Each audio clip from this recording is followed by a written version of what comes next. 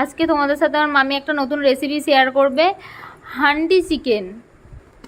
চলো রেসিপিটা দেখতে থাকো। প্রথমেই টক দই দিয়ে এটা ম্যারিনেট করা ছিল কিছুক্ষণ, তারপর মামিমা হলুদ দিয়ে দিয়েছে, লঙ্কা গুঁড়ো দিয়ে দিয়েছে, দিয়ে দিচ্ছে নুন। ভালো করে মাখিয়ে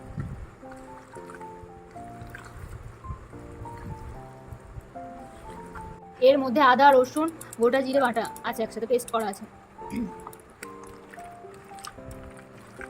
এটা দিয়ে ভালো করে মাখিয়ে নিচ্ছে মাইমা।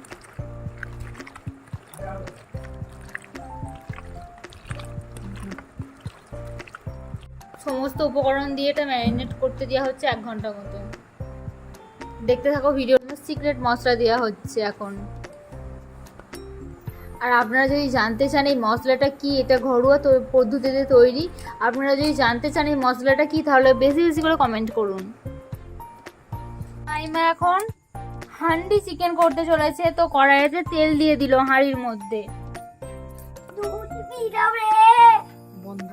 আমার মাইমা দিয়ে দিচ্ছে তেজপাতা ও লঙ্কা, শুকনো লঙ্কা আর ফোড়ন।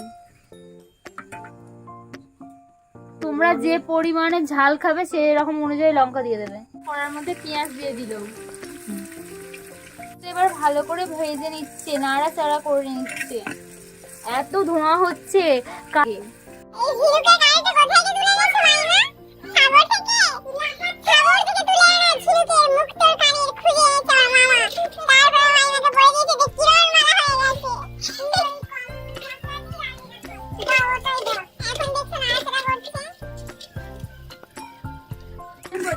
ততক্ষণ পর্যন্ত ভাজতে হবে যতক্ষণ পর্যন্ত না লালচে হালকা ব্রাউন কালার চলে আসছে, ততক্ষণ পর্যন্ত নাড়াচাড়া করতে থাকবে।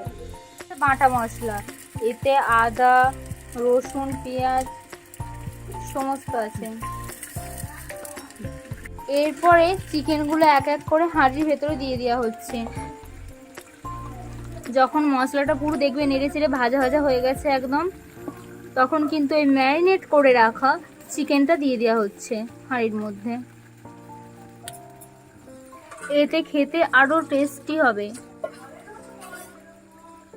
ও দিদি ভাই, মশলার সাথে নেড়ে চেড়ে নিতে হবে। লঙ্কা গুঁড়ো, এর মধ্যে টমেটো কুচি আমরা দিয়ে দিয়েছি।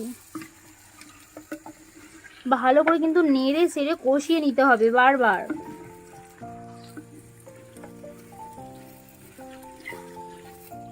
এবার একটু ঢাকা দিয়ে কিন্তু কষিয়ে নিতে হবে মাংসটা। আজকে কিন্তু রান্নাটা করতে হবে আপনাদের। এর মধ্যে দিয়ে দিলাম 1 চামচ হলুদ গুঁড়ো, আর 1 চামচ হলুদ গুঁড়ো কিন্তু দিয়ে দিচ্ছি। পরিমাণ মতো তোমরা যতটা পরিমাণ মাংস রান্না করবে চিকেন, সেই পরিমাণ হলুদ গুঁড়ো মিশিয়ে নেবে। লঙ্কা গুঁড়ো তোমরা যে যতটা পরিমাণ ঝাল খেতে দাও ততটা পরিমাণ দিয়ে দেবে। তারপর ভালো করে নাড়িয়ে চাড়িয়ে মাখা ঝাঁকা করে নেবে। সিদ্ধ করে রাখা ভেজে রাখা আলুটা দিয়ে দিলাম। মাংস কষানো হয়েই গেছে, প্রায় হয়েই এসেছে। ভালো করে নাড়িয়ে চাড়িয়ে নিতে হবে, মাখিয়ে নিতে হবে আলু ও মশলার সাথে, মাংসের সাথে করে দিলাম। এবার আমরা সবশেষে গরম মশলাটা অ্যাড করে দিলাম। এসে ভীষণ সুন্দর একটা স্মেল উঠছে। ভালো করে নাড়িয়ে চাড়িয়ে নিতে হবে।